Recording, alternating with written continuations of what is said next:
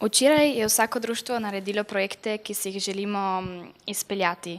Kam naj se najprej obrnemo? Kdo nas lahko podpre? Kot sem prej povedal, vaš direktni stiki so zveze, to se pravi Zveza katoliških prosvetov v Gorici in prosveta v Trstu.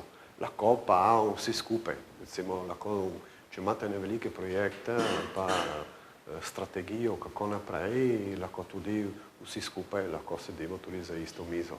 Lahko je tudi lažje.